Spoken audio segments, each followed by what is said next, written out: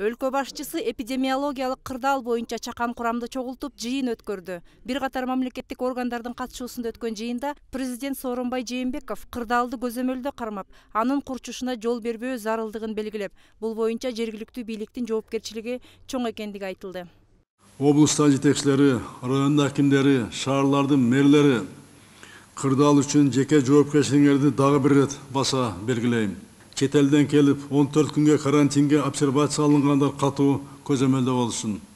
Себеби коомчулукта ушул сырттан келгендер эле жугузбаса, кайдан жугуп жатат деген сөз арбын. Сооронбай Жээнбеков республикалык штабка, саламаттыкты сактоо министрлигине, облус жетекчилигине, район акимдерине жана мэрлерге илдет менен күрөшүү темпин мурдагыдан да күчөтүү талабын койду. Мындан сырткары жарандарды жоопкерчиликке чакырып, алардын айрымдары чындыкка дал келбеген маалыматтарды таркатып, медиктердин күнү түнү кылган эмгегин жокко чыгарып жатканын белгиледи. Айрым жарандарыбыз коомго терс, чындыкка дал келбеген маалыматтар таркатып, медицина кызматкерлеринин ишин жокко чыгарууга аракет кылып жатышат. Бул илдет жок. Ал саясат деген адамдар дагы бар. Бул илдет бар, ал жок эмес. Мына дарыгерлерибиз, кары жаш жарандарыбыз мына каза болууда. Мына бүгүн дүйнө жүзү бул илдет менен күрөшүп жатат. Ошондуктан бул дүйнөлүк пандемияга айланды. Мында саясат жасоонун кереги жок, муну токтотуш керек.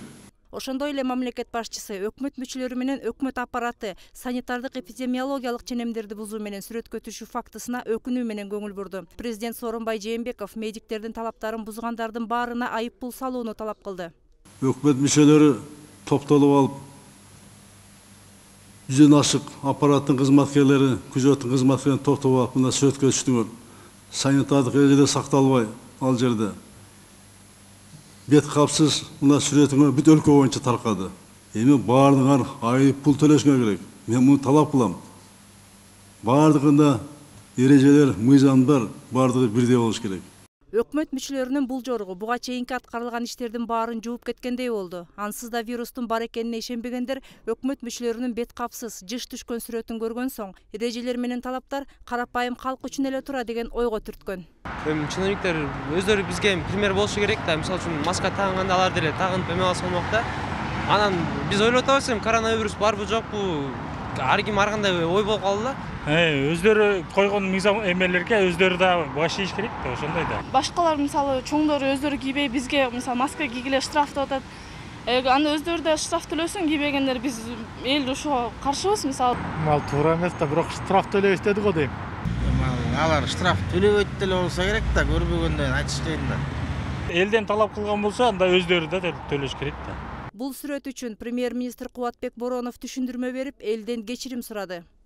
Парламент жыйынына катышкандан кийин өкмөт үйүнө жумушка бардык. Андан кийин мурдагы премьер-министрди узатуу үчүн сыртка чыгуубузду өтүнүштү. Коридордо өкмөт аппаратынын бир топ кызматкерлери туруптур. Алардын баары бет кап тагынып турушкан.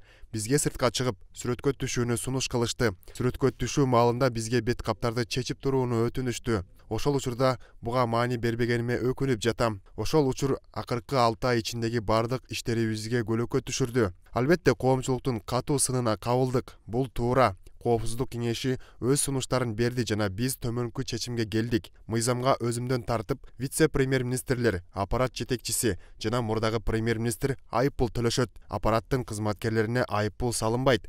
Анткени аларды иш учурунда бөлүм башчылары экс-премьер-министрди узатууга чакырышкан. Ошондуктан алар жазаланышпайт. Өкмөттүн аппаратынын кызматкерлери жумушта бет кап тагынып жүрүшөт деп ишендирип кетем. Дагы бир жолу кечирим сурайм.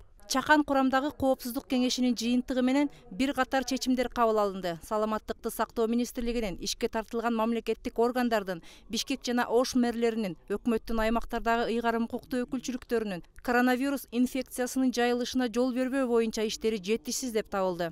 Кыргыз Республикасынын премьер-министрине эпидемиологиялык кырдаалдын начарлашына жол бергендиги үчүн өкмөттүн облустардагы ыйгарым укуктуу өкүлдөрүнүн тартип жоопкерчилигин кароо сунушталды. Ошону менен бирге коронавирус инфекциясынын жайылышын алдын алууга багытталган бардык иш-чараларды толук каржылоону камсыз кылуу зарылдыгы белгиленди. Мээрим Ташыбекова, Улан Нурманбетов, 7 канал, Жумалык.